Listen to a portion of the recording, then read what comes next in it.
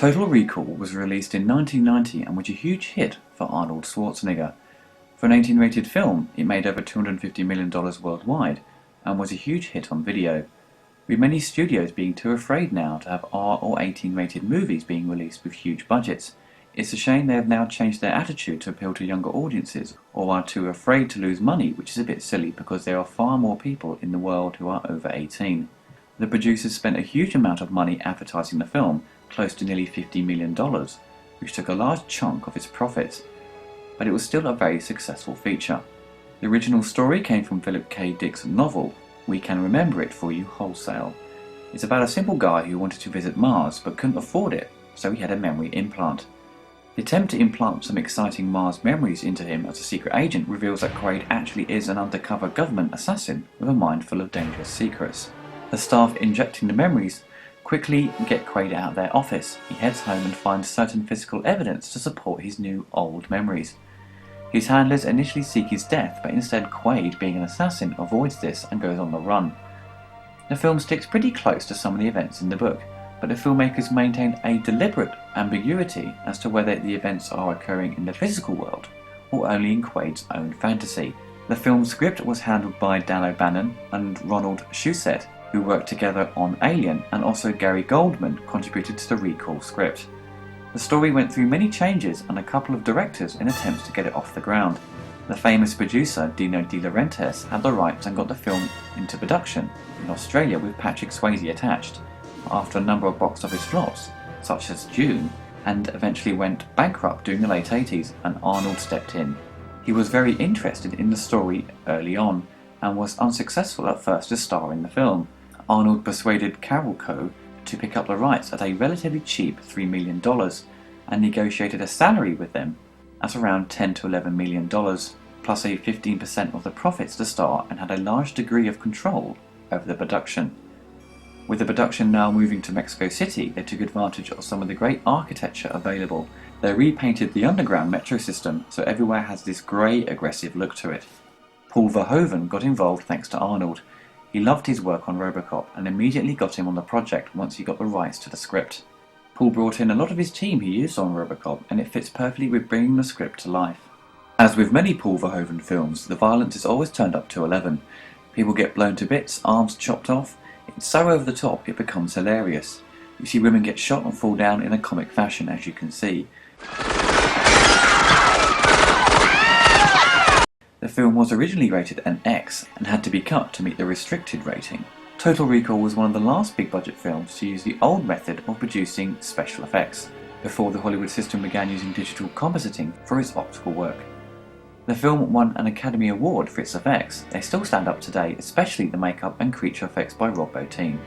They are incredibly detailed, and I remember at the time when it came out I was a bit freaked out when I saw it on tape and how realistic it looked. You knew it wasn't real, but it was probably some of the best work I'd seen.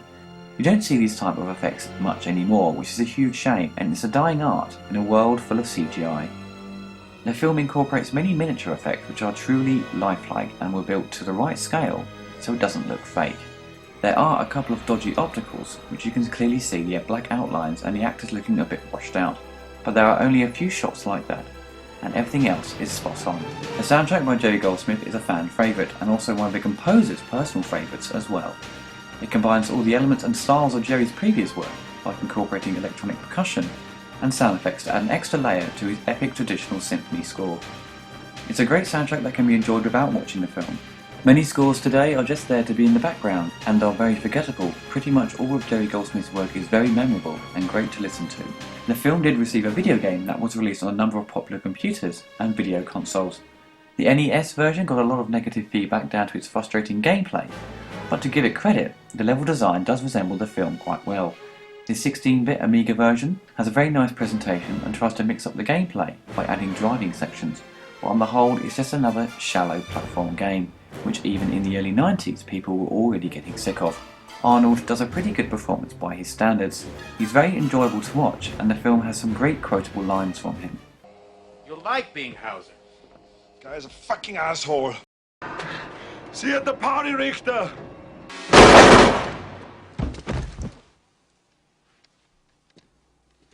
Consider that a divorce. You're a hero. Fuck you. Get off you! You blew my cover! A good lesson to the others. Come on, Verhoeven, you got what you want. Give these people air. It's great to see smart, big-budget action flicks. There aren't many around. People love walking out of a theatre with a lasting impression and keeping you thinking, is the guy in a dream or in reality? Very much like Christopher Nolan's Inception, which left this story open, it's a great way to keep people coming back to the film and reanalyzing it. Siskel and Ebert discuss some of Arnold's films, and at the end of their review, they discuss Total Recall, which you can see here. And look at this scene from Total Recall. Arnold has just landed on Mars, and one of the delights of the film is the effort it makes to create a Mars that is believable. It's a space colony crossed with a strip joint. The look of this film is one of the best things about Total Recall. You know, in looking at Total Recall, which I think is one of his most enjoyable movies, the crucial plot element that makes that movie work so well is the fact that the Schwarzenegger character never really knows what's really happening. I mean, the gimmick is that's right. He's been placed on Mars, but has he really been placed on Mars, or is it only an implant in his brain? Are these people real, or are they only his dreams? And so he has that kind of baffled, bewildered, I mean, he's fighting for his life, and at the same time he doesn't even know if his life or anything in his life is real. And that kind of vulnerability, they find a way to put that in every single one of Arnold's characters. There's always some area where he's not the omnipotent Superman. That's very important. Yeah, the one thing, if I have a criticism, and we ought to be so effusive and positive remarks here, is they are hard R films. They are hard-rated R films, and I don't know that it's necessary. I think he could pull back a little bit on the violence. We both agreed. A lot of people, I know people went to see Total Recall, they would tell me things like, gee, did it have to be that violent, or, you know, foul mouth. My girlfriend didn't like that much violence, or... I didn't. Forget the girlfriend. I didn't, and I didn't like the foul mouth, and I think he can pull back. I don't think he needs it to sell tickets. Total Recall always makes fans' top lists when mentioning their favourite Arnold Schwarzenegger films. This movie and Terminator 2 are probably his smartest flicks he's been involved with. Later this year sees the remake of Total Recall starring Colin Farrell. From the trailer, it does share some similarities, but it appears to be more focused on the political side of the original novel. It looks interesting and has some very detailed looks to its design, and I hope it's really good. As we all know with these remakes, they're never as memorable as the original flick. Fingers crossed, it's awesome. I highly recommend it to anyone who hasn't seen this film, and you can decide for yourselves if he is in reality or if he's in a dream.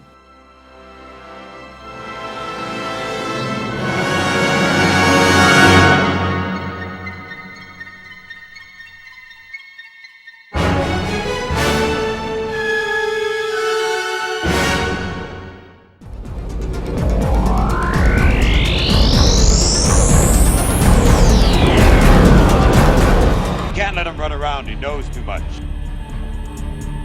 They erased your identity and implanted a new one. If I'm not me, who the hell am I? Wait.